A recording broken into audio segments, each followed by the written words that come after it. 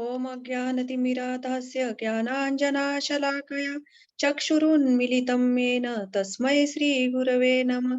नमो विष्णुपदाय कृष्णप्रेष्ठाय भूतले श्रीमते भक्तिवेदान्त स्वामिनीति नामिने। नमस्ते सरस्वती देवे गौरवाणी प्रचारिणे निर्विशेष शून्यवादी पाश्चात्य देशतारिणे। जय श्री कृष्ण चैतन्य प्रभु नित्यानंद श्री अद्वैत गदाधर श्रीवासादि गौर भक्त वृंद। हरे कृष्णा कृष्णा कृष्णा हरे हरे, हरे राम राम राम हरे हरे।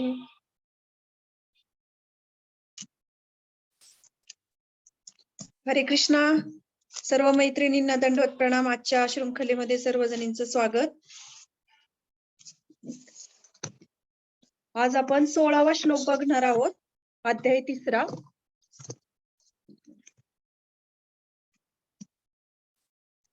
काल नित्यसखी माताजींनी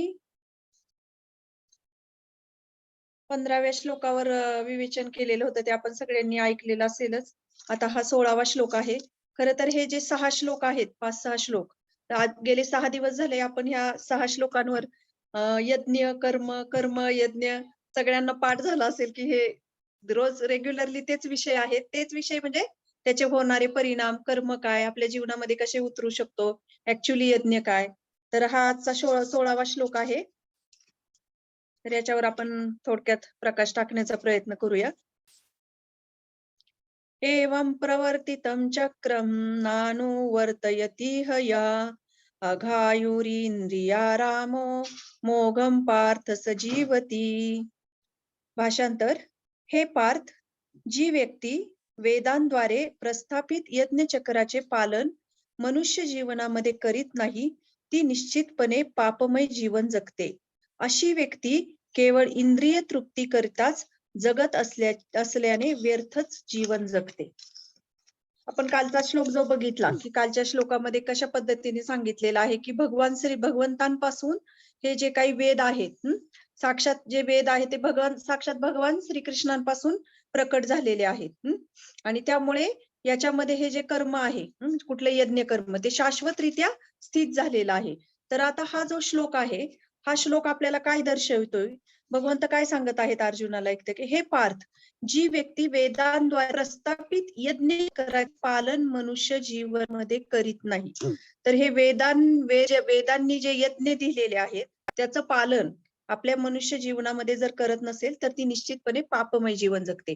तर हा जो श्लोक आहे, खरं तर हा यज्ञ न करण्याचे जे परिणाम होतात, जर यज्ञ केला नाही तर त्याचे काय परिणाम होऊ शकतात मनुष्य जीवनावर, त्याचं हे त्या श्लोकामध्ये हे सांगितलेलं आहे। तर आता इथे वर्णन केलंय, जी व्यक्ती आणि खालच्या अशी व्यक्ती केवळ इंद्रिय तृप्ती करताच जगत असल्याने व्यर्थच जीवन जगते।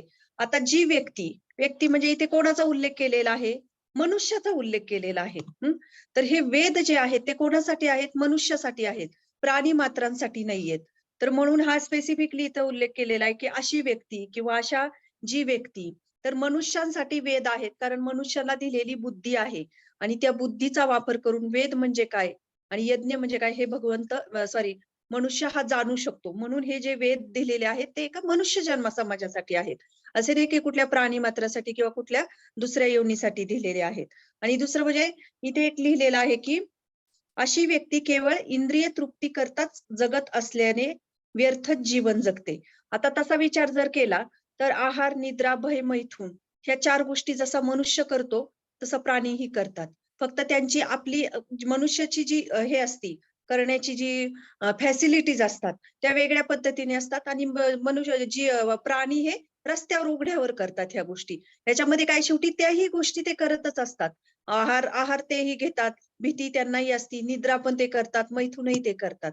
मनुष्यालाही ह्या गोष्टी लागू आहेत। फक्त मनुष्याचा जी दिलेली बुद्धी आहे आणि त्या बुद्धीचा वापर करून मनुष्य या फॅसिलिटीज ज्या दिलेल्या आहेत तर ह्या आपल्या जीवनामध्ये कशा स्वीकारायच्या, आणि सगळ्यात महत्वाचं वेद जे आहेत, जे यज्ञ आहे, जे कर्तव्य आहेत मनुष्य जन्माचे, मनुष्य शरीरामध्ये दिलेले, तर ते कर्तव्य कशा पद्धतीने तो करत असेल त्या पद्धतीने तो जर जगत असेल तर तो खरं मोक्षास प्राप्त ठरू शकतो, नाहीतर तो इंद्रिय तृप्ती करता जर जगत असेल तर त्याचं जीवन हे व्यर्थ आहे, इथे सांगितलं आहे. तर आता ही कशी आहे, आताची जीवनशैली कशी आहे, की आपण म्हणतो कमवा आणि एन्जॉय करा.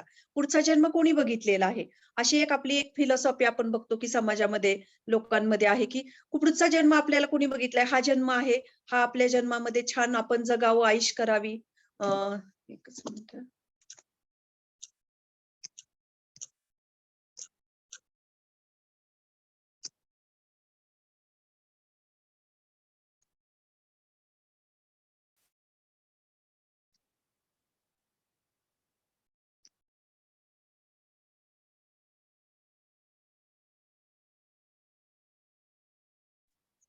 हरी बोल. हा, हा येस आवाज येतोय का? हा, येतोय ना आवाज? हा. मगाशी नव्हता आला. बोला. हम्म. कमवा आणि एन्जॉय करा, अशी ही जीवनशैली आहे आधुनिक.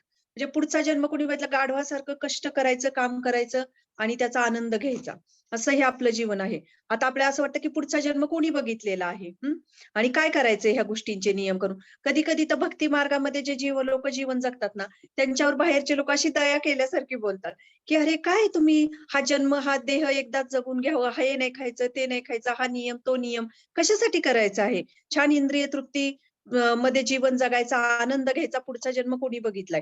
तसं पाहायला गेलं तर प्रत्येक गोष्टीमध्ये की ते आपण बघतो की ते लिहिलेलं आहे, की अशा पद्धतीच्या तत्वज्ञानाची श्रील प्रभुपाद म्हणतात की भगवंतांनी निंदा केलेली आहे.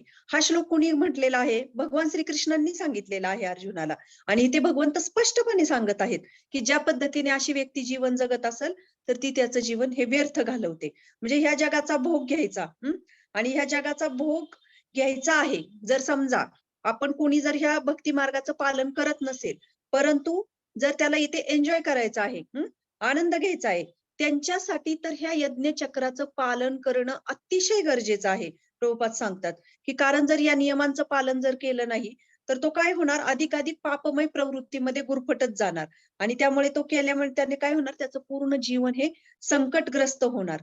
म्हणून इथे सांगितलेलं आहे की भगवंतांनी सांगितलेलं आहे की हे यज्ञ कर्म करणे आपल्या जीवनामध्ये किती उपयोगाचे, महत्वाचे आहेत.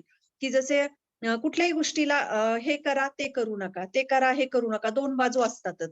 की जसं आता आपण एखादं, आपल्याला जर उत्तम आरोग्य मिळवायचं असेल, उदाहरणार्थ वेट लॉस करायचे, तर आपल्याला काय सांगितलं जाईल? तेलकट खाऊ नका, गोड खाऊ नका, मग सॅलेड खा, कोशिंबीर घ्या, अशा पद्धतीचं आपल्याला डाएट, म्हणजे एक कुठलं तरी मिळवायचं, एक कुठलं तरी घ्यायचं. किंवा आहार असेल, हे आहाराचं झालं, किंवा आयुर्वेदामध्ये एखादा आपण ट्रीटमेंट घेतोय किंवा डॉक्टर सांगतात, काही पथ्य असतात, काही स्वीकारायचं, काही नाही स्वीकारायचं, असं आपण म्हणू शकत नाही. जो व्यक्ती जर हे पथ्य पाळत नसेल, स्वतःच्या जिभेचे चोचले पुरवण्यासाठी जर तो काही गोष्टी स्वीकारत असेल, तर त्याला आरोग्य मिळणार आहे का?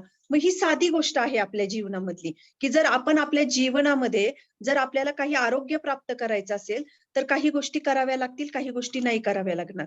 मग जर साध्या जीवनामध्ये आपल्याला गोष्ट करावी लागते, तर आध्यात्मिक जीवनामध्ये का नसेल? आणि आध्यात्मिक जीवनामध्ये असे मोकळीक थोडी आपल्याला दिलेली आहे का? नक्कीच नाही. आध्यात्मिक जीवनामध्ये ही कुठलीही गोष्ट नियमाने जगायची.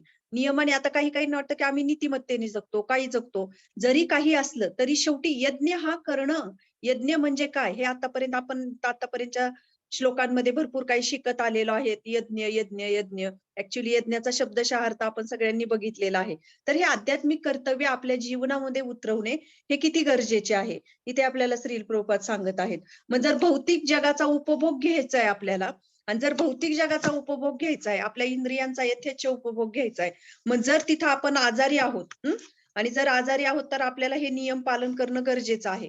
जर नाही केलं तर संकटपूर्ण परिस्थिती निर्माण होणार. तसंच आपल्याला हा दिलेला मनुष्य देह आहे, आणि हा मनुष्य देहाचा उपयोग जर आपण व्यवस्थितरित्या केला नाही तर हे जीवन सुद्धा अशा पद्धतीने संकटपूर्ण बनेल. आपले पूर्ण संकटग्रस्त असेल. आपल्याला ऍक्च्युली वाटतं की आपण एन्जॉय करतो, परंतु एखाद्या गोष्टीचा आनंद घेतो, त्याच्या मागे 10 दुःख आपल्या जीवनामध्ये प्रवेश करत असतात.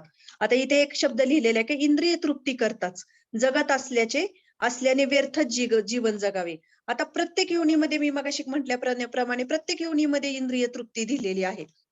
की जसं आता एखादं हे असेल, डुक्कर असेल, तर त्याला सुद्धा तुम्ही बघा, तो किती घाणीमध्ये लोळणार, पण त्याला जर तुम्ही चांगल्या ठिकाणी एखाद्या बगीच्यामध्ये नेलं, तिथं काही खायला, तर तो कधी खाणार नाही, तो त्याच ठिकाणी जाणार.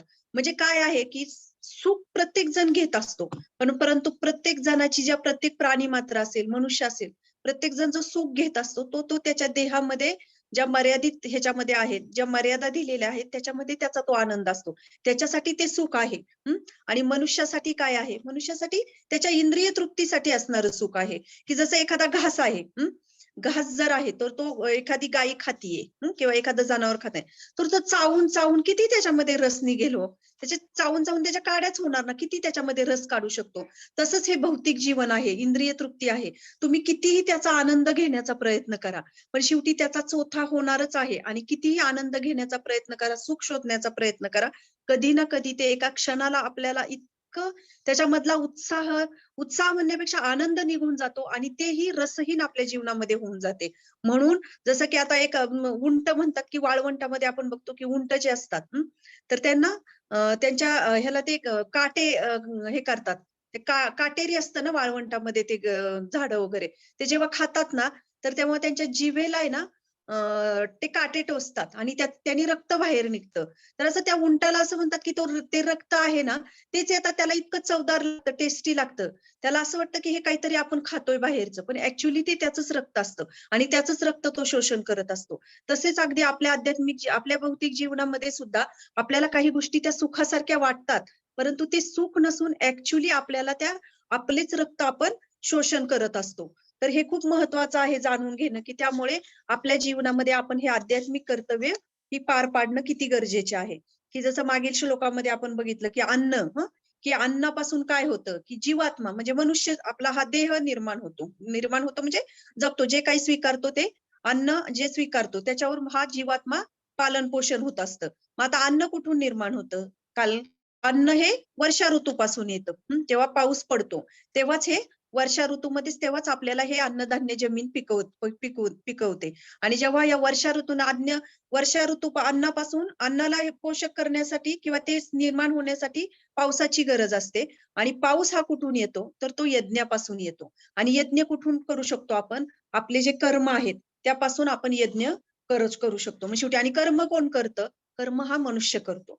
म्हणून हे जे कर्म आहेत, ही एक शृंखला आहे, एक चक्र आहे हे याचं. आणि जर हे चक्र जर आपण पालन केलं नाही, तर इथे प्रभुपाद लिहितात, की अशा पद्धतीने आपण पापमय जीवन जगू. जर हे चक्र आपण आज्ञापालन केलं नाही तर. तर ही गोष्ट खूप महत्वाची आहे. तर शास्त्रांमध्ये ना एक चैतन्य चरितामृतमध्ये एक स्टोरी येते, की एक जगाई मदाई नावाचे 2 असुर होते. ॲक्चुअली ते ब्राह्मण कुटुंबामध्ये जन्मलेले होते. परंतु त्यांनी असं कुठलंही कर्म नव्हतं किंवा कुठलाही पापमय गोष्ट नव्हती, की ती त्यांनी केलेली नव्हती. म्हणजे असं नव्हतं, की त्यांना शास्त्र माहीत नव्हतं. त्यांना शास्त्र सगळे माहिती होते. परंतु त्याच्यातून त्यांनी कुठलं करायचं नाही, ते सगळ्या गोष्टी त्यांनी केलेल्या होत्या. आणि त्यांनी म्हणजे त्या इंद्रियांना प्रत्येक ठिकाणी जसं की आता आपण म्हणतो, की इंद्रियांना आहे, डोळे आहेत. जेव्हा आपण डोळ्यांना काहीतरी एखादा 3 तासाचा पिक्चर बघू, की आपल्या डोळ्यांना छान वाटतं, आपण म्हणतो, "अरे वाह! छान वाटलं." जसं स्किन आहे, त्वचा आहे, की त्याला स्पर्शदायक अशा गोष्टी आवडतात. कानांना आपण कोणाला काही गॉसिपिंग आवडतं. काहीतरी गॉसिपिंग केलं, कुठेतरी काहीतरी वाईट ऐकलं, की तेव्हा त्यांना छान वाटतं, की अरे आम्ही छान एन्जॉय केला. म्हणजे हे जे इंद्रिय आहेत ना, ॲक्चुअली हे इंद्रिय जे आहेत ना, इंद्रिय आराम म्हणजे आपण काय म्हणू शकतो, की ह्या इंद्रियांना जेव्हा आराम देऊ म्हणजे काय, की जेव्हा त्यांना जे पाहिजे आपण ते प्रोव्हाईड करतो ॲक्चुअली, तेव्हा मग आपण पापमय जीवनामध्ये प्रवेश करतो. तर हे जगाई-मदाईचं उदाहरण का दिलं? का तर त्यांनी असं कुठलंही कर्म नव्हतं, कुठलंही पाप नव्हतं, की ते त्यांनी केलं नाही. मग त्यांना शास्त्र माहीत नव्हते का? शास्त्र त्यांना माहीत होते. परंतु ते कसं शोधून काढल्यासारखं हे करायचं नाही तर तेच केलं पाहिजे, ते करायचं नाही तर तेच केलं पाहिजे. असं आपण आपलं जीवन सुद्धा जगतो. आपल्या इंद्रियांना आपण आराम देण्यासाठी जीवन जगतो. इंद्रिय आराम आपण म्हणू शकतो, की प्रत्येक इंद्रियांना कसं सुख मिळेल आणि जेव्हा अशा पद्धतीने आपले डोळे असतील, कान असतील, जिव्हा असेल, इंद्रिय आपले स्किन स्पर्श हे असेल, तर त्याप्रमाणे जेव्हा आपण जीवन जगतो आनंद तेव्हा काय होतं, की आपण नकळतपणे पापमय जीवन आपण जगायला सुरुवात करतो. कारण तिथे आपल्या जीवनामध्ये गोल काहीच नसतं. कुठलंही ध्येय नसतं. प्रत्येक गोष्ट आता आपण समाजामध्ये बघूया, किती लोकं असतात, की ते एन्जॉय करतात. मग त्याचा अर्थ असा आहे का त्यांच्या जीवनामध्ये दुःख येत नाही? भक्तांच्या जीवनामध्ये जर कधी काही संकट आलं, दुःख आलं, तर त्यांना भगवंत असतात त्यांना तो एक खूप मोठी आशा असती, सकारात्मकता असती. सकारात्मकता असल्याने ही वस्तुस्थिती आहे, की भगवंत त्यांना आश्रय देतात. भक्त त्यांना आश्रय देतात. पण जेव्हा भौतिक जीवनाने त्रस्त झालेली व्यक्ती आहे, जेव्हा अचानक तिच्या जीवनामध्ये काही संकट प्रवेश करतं, तेव्हा त्यांच्यासाठी कुठलीच आशा नसतात. त्यांच्यासाठी त्यांचे कर्म, त्यांचे संघर्ष आणि त्यांची होणारी ती मानसिक कुचंबना, ह्याच गोष्टी त्यांच्याबरोबर प्रवेश करतात. म्हणून ही गोष्ट खूप महत्त्वाची आहे, की या इंद्रियांना आराम न देता, आराम म्हणजे इंद्रिय आराम, इंद्रिय भोग न करता, की ह्या इंद्रियांना आपण तपश्चर्येची सवय कशी लावू शकतो. आता असं जे इंद्रिय जे तपश्चर्या करतात, की जसं भक्त आहेत, सकाळी उठून हरिनाम घेतात, जे काही त्यांना स्वीकारायचंय अन्नाच्या स्वरूपात ते भगवंतांना भोग लावतात. हं. हे जे काही त्यांच्या धामयात्रा करतात, हरिनाम कानाने ऐकतात, भगवंतांच्या विग्रहांचं दर्शन घेतात, सुंदर छान पद्धतीने सेवा करण्याचा प्रयत्न करतात. मग हे भक्ताच्या जीवनामध्ये ह्या गोष्टी आहेत. मग आता भगवंतांना ते सेंटर ठेवून करतात ह्या गोष्टी. मग त्यांना त्याच्यामध्ये तो आनंद मिळतो तसं भौतिक जगामध्ये जरी कुणी म्हटलं, की तुम्ही ह्या गोष्टी करून तुम्ही आनंद गमावत आहात आणि जेव्हा भौतिक लोकं पण ह्या गोष्टी करतात, तेव्हा त्यांना खरंच आनंद प्राप्त होतो का? उलट ते त्यांच्या जीवनामध्ये जेव्हा काही दुःख येतात ना, ते कुठेतरी हतबल होऊन जातात. कारण आश्रय कोणाचाच नाहीये त्यांना. तसं भक्तांच्या जीवनामध्ये भगवंत असतात, भक्त असतात आणि हे भगवंत आपल्या जीवनामध्ये आपले आश्रयस्थान कसे बनवले पाहिजेत, तर हे आपल्याला हा श्लोक शिकवत आहे. जसा लोहाराचा आपण किती जीवन जगतो, याला महत्व नाहीये. कोणाचाही एका क्षणाचाही भरवसा नाहीये, की कधी आपण किती जीवन जगतोय, कुठल्या क्षणाला आपण एक्झिट घेतोय ह्या जगातून, आपण सांगू शकत नाही. की जसा लोहाराचा भाता जो असतो, की तो कसा खालीवर ते हवा भरती, परत सोडती, हवा भरती, परत सोडती. म्हणजे तो सजीव दिसतोय, पण त्याच्यात जीव आहे का काही? अगदी तसंच आपलं जीवन सुद्धा जर आपण खूप आयुष्य जगतोय, परंतु त्या जीवनामध्ये जर आपल्या आध्यात्मिक मूल्यांना, तत्वांना जर स्थान नसेल, तर आपल्या जीवनामध्ये त्या लोहाराच्या भात्याप्रमाणे आहेत, त्या वृक्षाप्रमाणे आहेत, की जसं वृक्ष आहे, की आपण बघतो वर्षानुवर्ष एका जागेवर उभे आहेत. किती वर्ष जगतात तो वृक्ष? आपण बघतो की आपल्या दारामध्ये कुठलं झाड असेल किंवा आपले पूर्वज सांगतात, की एखादं चिंचेचं झाड आहे किंवा एखादं वडाचं झाड आहे. पूर्वजांपासून सांगतात, की हे 100 वर्षांपासून आहे, हे 80 वर्षांपासून आहे. ह्याचा आपण सांगू शकत नाही इतिहास. मग ते किती वर्ष जगतात, पण त्या जगण्याला काही अर्थ आहे का? म्हणून हे जीवन आपण किती दीर्घायुष्य जगतोय याला महत्व नाही, तर हे जीवन आपण कशा पद्धतीने जगतोय याला महत्व आहे. आणि आताची फिलॉसॉफी जर आपण बघितली, तर आता समाजामध्ये आपण म्हणतो की याचा उलटा प्रचार केला जातोय. उलटा प्रचार म्हणजे कसा, की भक्तिमय जीवन जे आहे, ते व्यर्थ आहे, की मी मगाशी म्हटल्याप्रमाणे. खा, प्या, एन्जॉय करा. गरज नाही की तुम्हाला त्या गोष्टींची हे करण्याची. तुम्हाला हे नियम करा, एकादशीचं पालन काय करायचंय, हेच का करायचंय, तेच का खायचं नाही. तर हे काय करायची गरज आहे? आणि ते लोकं म्हणतात, की तुम्हाला म्हणजे कुठेतरी तुम्ही मिस करताय तुमच्या जीवनामधला आनंद. मग जर त्याची गरज नाही, जेव्हा हे कुणी विचारतं, तर त्याचे प्रमाण काय आहे? तुम्ही कशाच्या आधारावर म्हणता, की त्याची गरज नाही किंवा त्याचा उद्देश काय आहे? पुढचे जीवन काय आहे? ह्या व्यक्तींना आपण प्रश्न विचारला पाहिजे, की हे तुम्हाला माहीत आहे का? की जसं एक महाविष्णू म्हणून परमपूज्य महाविष्णू महाराज म्हणून आहेत. ते हॉस्पिटलमध्ये एकदा ॲडमिट केलं होतं त्यांना आणि जेव्हा त्यांना ॲडमिट केलं, तर ॲडमिट केल्यानंतर त्यांना डॉक्टरांनी सांगितलं, की तुम्ही 6 महिने जगणार आहात. तर ते म्हणाले, की "6 महिने तुम्ही भगवान श्रीकृष्ण आहात का? की माझं आयुष्य सांगणारे तुम्ही, की तुम्ही 6 महिनेच जगणार आहात." तर ते म्हणाले, की "तुमचे जे काही रिपोर्ट आहेत किंवा जे काही हे गोष्टी आहेत त्याच्यावरून मी सांगू शकतो, की तुम्ही 6 महिने जगणार आहात." त्याच्यानंतर 3 महिन्यांनी त्या डॉक्टरांची डेथ झाली. म्हणजे सांगण्याचा काय, की कुणाचाही कितीही कुठलाही भरोसा नाही, की काही लोकं आपण बघतो, की खूप आयुष्यभर एकदम व्यायाम, हे करणार, ते करणार आणि एखादी व्यक्ती कधी काही सगळं करून पण एकदम न करून पण फिट राहते आणि एखादी व्यक्ती खूप काही करते. पण असं काही कुठल्यातरी कॉर्नर, कुठेतरी आयुष्याच्या फेजवर जा कुठेतरी, की त्यांचा ॲक्सिडेंट डेथ होती. असे पण आपण कितीतरी उदाहरणं बघितले. म्हणजे ह्याचा अर्थ असा नाहीये, की आपण काही गोष्टी करायच्या नाहीत. जे शरीरासाठी आवश्यक आहे ते केलंच पाहिजे. परंतु ते करता आपल्या आध्यात्मिक मूल्यांना, आध्यात्मिक तत्व जे आहेत भक्तिमय जीवनाला आपल्या जीवनामध्ये ते स्थान देणं हे खूप गरजेचं आहे. आणि ही श्रद्धा जी आहे, हा जो विश्वास आहे, ती आपल्याला आपले शास्त्र देतात. आणि जर एखाद्याचा शास्त्रांवर विश्वास नसेल, तर मग मात्र त्याचं जीवन हे पूर्ण पापमय होऊन जातं. की आता हे शास्त्र आहेत, की भगवंतांना जाणून घेणे, शास्त्र जाणून घेणे. ह्याच्यासाठी काय म्हणजे आपल्याकडे काय हवं आहे, की तिची आपली पात्रता काय थोडक्यात? तर त्याची पात्रता म्हणजे काय, की काय म्हणू शकतो लालसा, जाणून घेण्याची उत्सुकता जी आहे ना, ती आपल्यामध्ये जितकी जास्त प्रमाणात असते, तितके जास्त भगवंत आपल्याला मदत करतात.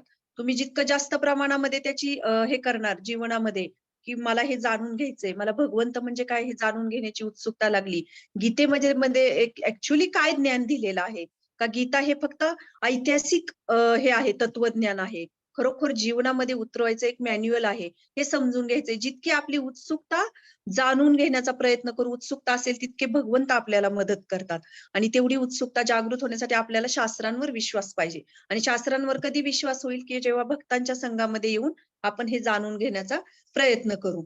तर आता हे इंद्रिय संतुष्ट म्हणजे करणे म्हणजे काय? की इंद्रिय मी मगाशी म्हटल्याप्रमाणे इंद्रियांना आराम देणं. म्हणजे संतुष्ट कर म्हणजे तुम्ही जितका त्या इंद्रियांना आराम देणार तितकं तुम्ही पाप तुमच्या जीवनामध्ये स्वीकारतात. आणि जितकं आध्यात्मिक तत्वांना, आध्यात्मिक कर्तव्यांना जितकं तुम्ही स्थान देणार आणि जितका ह्या इंद्रियांचा आराम कमी करणार, तितकं तुमच्या जीवनामध्ये भगवंतांचा प्रवेश होणार.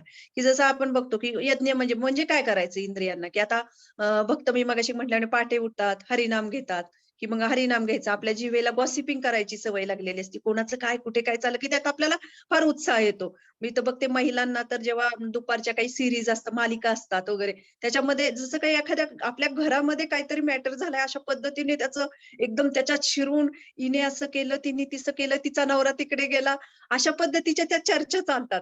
म्हणजे काय, की आपल्या जिभेला ते आनंद देतं जेव्हा आपण त्याची चर्चा करतो. पण आपण हरिनाम घेण्याचा प्रयत्न केला पाहिजे. ही खरी म्हणजे हा यज्ञ म्हणजे तरी काय? की ही म्हणजे ही तपश्चर्या जेव्हा आपल्या जीवनामध्ये स्वीकारू, तेव्हा खऱ्या अर्थाने आपलं जीवन हे यज्ञमय होईल. आणि जेव्हा आपण अशी भगवंतांची भक्ती करण्याचा प्रयत्न करू, की इंद्रियांना त्या दृष्टीने वळण लावू आपल्या जीवनामध्ये, की नाही मला श्रवण करायचंय, भागवतमवरची कथा ऐकायची, गीतेवर तर ऐकायचं आहे, की नाही माझ्या जिभेने मला हरिनाम घ्यायचा आहे. कुठेतरी आपल्या इंद्रिय आपली जीभ आपल्याला म्हणते, "नाही, नाही, मला नाही करायचं. मी का हरिनाम घेऊ? मी का हे करू? नाही, मला डोळ्यांनी भगवंताचं दर्शन नाही घ्यायचं. मी का मंदिरामध्ये जाऊ? मी एखादा पिक्चर." आपलं मन आपल्याला सांगेल, परंतु आपण जितकं त्या इंद्रियांना ओढू, त्या गोष्टींपासून अलिप्त करण्याचा प्रयत्न करू, तो तेव्हा खऱ्या अर्थाने तो यज्ञ आहे. आणि जेव्हा अशा पद्धतीने आपण आपले आध्यात्मिक जीवन जगण्याचा प्रयत्न करतो किंवा ऍटलीस्ट ते तत्व जीवनामध्ये अंगीकारण्याचा प्रयत्न करतो, तर त्यांनी काय होतं, की भगवंत आपल्याकडे संतुष्ट होतात आपल्याला बघून आणि भगवंत त्यांची कृपा प्रदान करतात. की जसं महाभारताच्या युद्धामध्ये आपण बघितलं, की भीष्म जे आहेत, की भीष्मांचे जे बाण भगवंतानं सुटले होते, तेव्हा भगवंत त्याचा फुलांसारखा त्यांना अंगावर अशी फुलं पडल्यासारखं हे होत होतं, आनंद घेत होते त्यांचा. तर त्यांच्या भक्तांसाठी भगवंत म्हणजे भीष्मांनी त्यांच्या विरुद्ध युद्ध करत होते, पण तेव्हा त्यांचे बाण येते तेव्हा त्यांना फुलांचा आनंद घेत होते. म्हणजे ही किती मोठी गोष्ट आहे, की भगवंत त्यांच्या भक्तांना कशा पद्धतीने स्वीकारतात. आणि जेव्हा आपण आपल्या जीवनामध्ये ही तपश्चर्या करतो, तेव्हा भगवंतांनाही खूप आनंद होतो, की म्हणजे आपण आपल्याला मर्यादा येतात. असे नाही की आपल्याला ते जीवन जगताना आपल्याला आपल्या इंद्रियांना आपण बळी पडत असतो. परंतु त्याच्यातून पण आपण जेव्हा प्रयत्न करतो, आपण किती सक्सेस होतो हे भगवंत बघत नाहीत.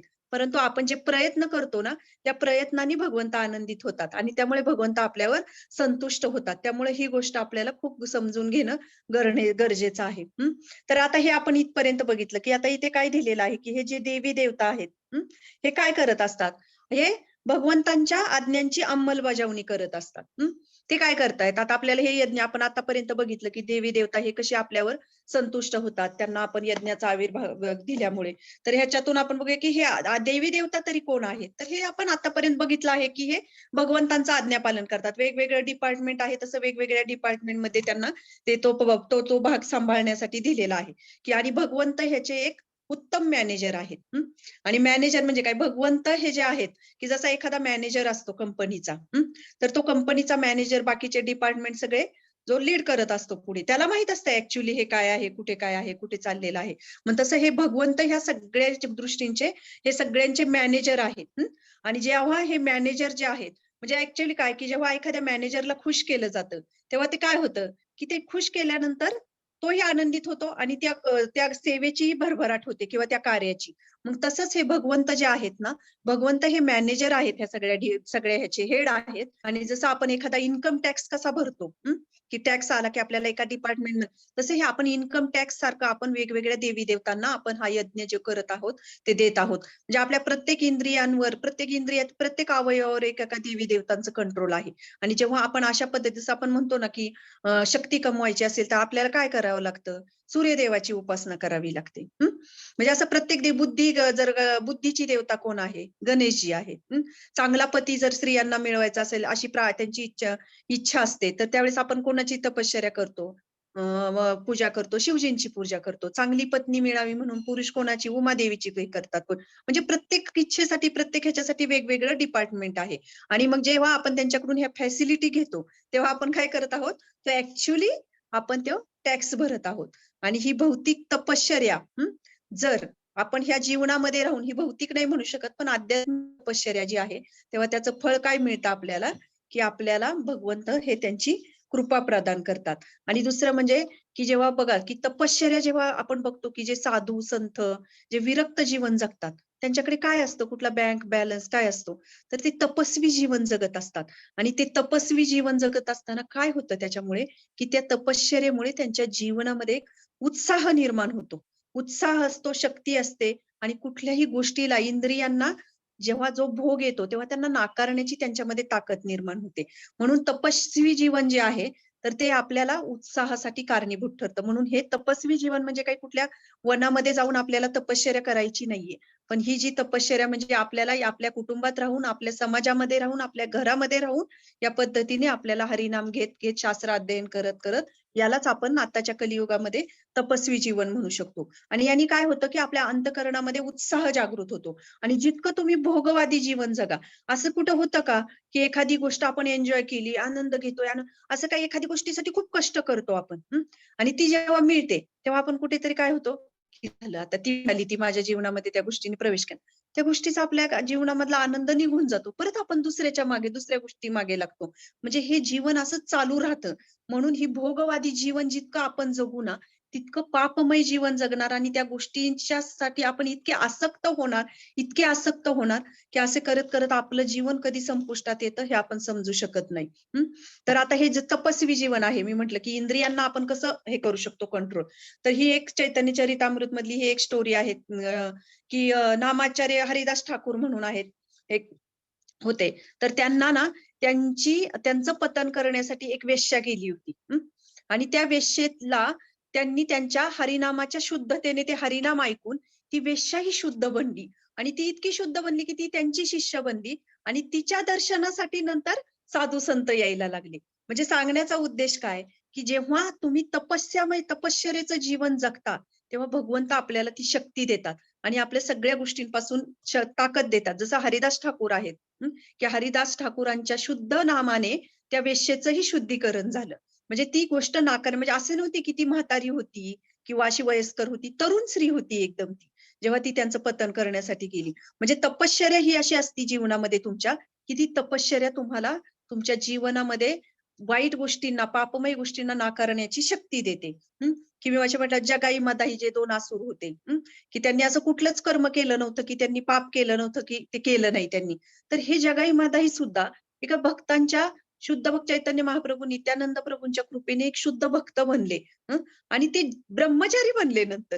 म्हणजे हे किती ग्रेट आहे, की ही शक्ती कुठून येते? तर ही शक्ती आपल्याला आपल्या तपश्चर्येद्वारे साधनामय किंवा तपस्या जी म्हणजे आहे, जी आध्यात्मिक तत्व आपल्या जीवनामध्ये उतरवतो त्याने आपल्याला मिळते. की आता आपण बघू शकतो, की खूप काही आता आपल्या कार्यक्रमाला ह्या आजच्या जॉईन होतात त्यातल्या कितीतरी मैत्रिणी आहेत किंवा माझं स्वतःचं वैयक्तिक आयुष्य आहे, की पूर्वीच्या जीवनामध्ये म्हणजे आम्ही इस्कॉनमध्ये येण्याच्या अगोदर आम्ही कसं जीवन जगत होतो आणि आताचं जीवन कसं जगत आहोत. तर हे खूप म्हणजे कितीतरी भक्तांचं अगणित भक्तांची कडून तुम्हाला प्रेरणा मिळू शकते आणि तुमचं जीवन तुम्ही बघू शकता, की कशा पद्धतीने हे जीवन बदलतं. म्हणून हे नियम पालन करण्यासाठी आपल्याला काय करावं लागणार आहे? तर आपल्याला हरिकथा, हरिनाम घ्यावा लागणार आहे, स्वीकारावं लागणार आहे आणि त्यांनी काय होणार आहे, की आपल्या जीवनामध्ये आपल्याला उत्साह जागृत होणार आहे.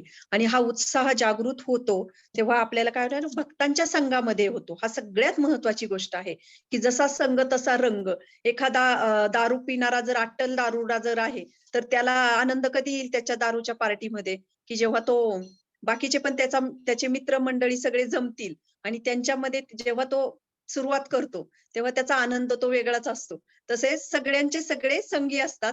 तसे अध्यात्मामध्ये पण जर आपल्याला प्रगती करायची असेल, तर आपल्याला कोण पाहिजे? तर आपल्याला भक्त पाहिजेत आणि त्यांच्या संघामध्ये जेव्हा आपण अशा पद्धतीने कृष्ण कथा करतो, तेव्हा खऱ्या अर्थाने आपले जीवन हे अध्यात्ममय बनते.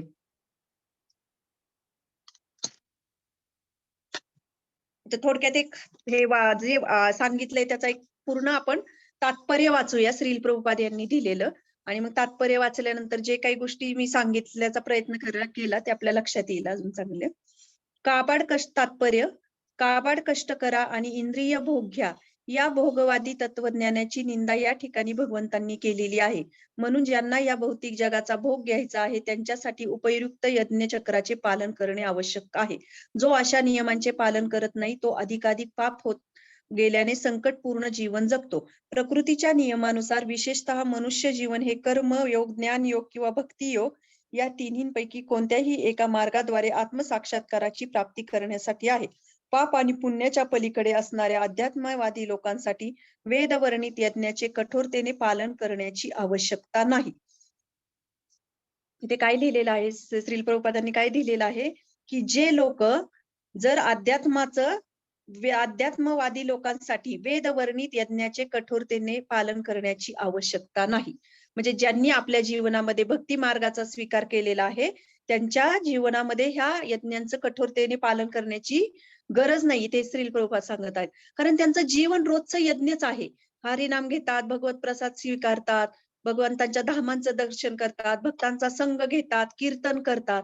म्हणजे शेवटी अल्टिमेटली हे जे करत आहेत ते कोणाला जात आहे, भगवान श्रीकृष्णांना, भगवान विष्णूंपर्यंत पोहोचत आहे. त्यामुळे त्यांच्या जीवनामध्ये क्षणाक्षणाला यज्ञ आहे. परंतु ज्या लोकांना ह्या भौतिक जगाचा आनंद घ्यायचा आहे, उपभोग घ्यायचा आहे, त्यांना मात्र ही कंपल्सरी ह्या यज्ञांचं पालन करणं गरजेचं आहे. पण जे इंद्रिय तृप्तीमध्ये रत आहेत त्यांनी त्यांच्या शुद्धीकरणासाठी उपयुक्त यज्ञ चक्रांचे पालन करणे अत्यावश्यक आहे. कर्माचे विविध प्रकार आहेत. जे कृष्ण भावना भावित नाहीत ते निश्चितपणे इंद्रिय विषयात दंग आहेत. म्हणून त्यांना पूर्ण कर्म करणे जरुरीचे असते. म्हणजे ज्यांनी भगवंतांची भक्ती स्वीकारलेली नाही तर ते काय करत आहेत, ऑटोमॅटिकली ते कर्म करते असे कर्म करत आहेत की त्यांना पुण्य कर्म हे करावंच लागेल. आणि पुण्य कर्म करण्यासाठी काय करावं लागणार आहे, यज्ञ. यज्ञ पद्धती अशा रीतीने आयोजण्यात आली आहे की ज्यामुळे विषय वासनेत दंग असणारी व्यक्ती आपल्या इच्छा इंद्रिय तृप्तीच्या कर्मफलांमध्ये न गुरफटता तृप्त करू शकते. जगाची समृद्धी आपल्या प्रयत्नांवर अवलंबून नाही तर ती भगवंतांनी केलेली पूर्वनियोजित व्यवस्थेवर अवलंबून आहे.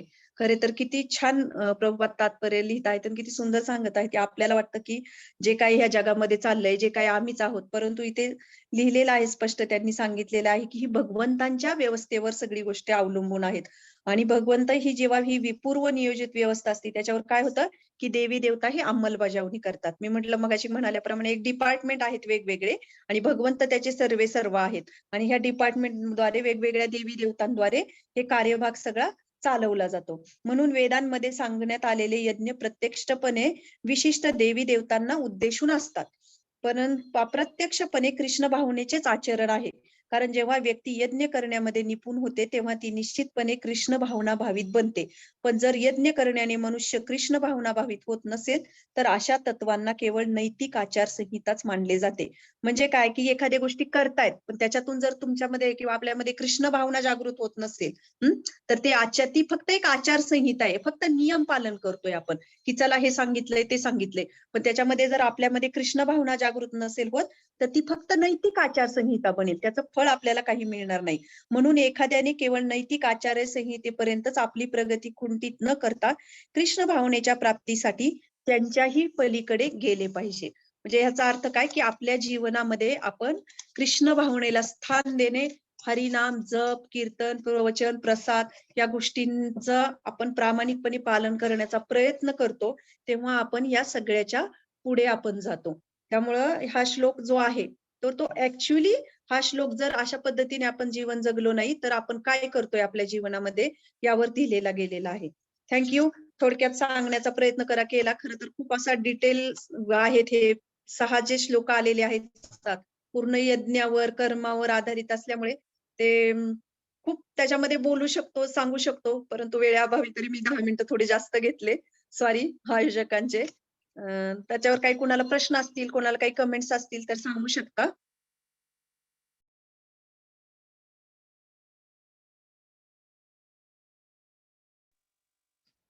कुणाला काही प्रश्न आहेत का?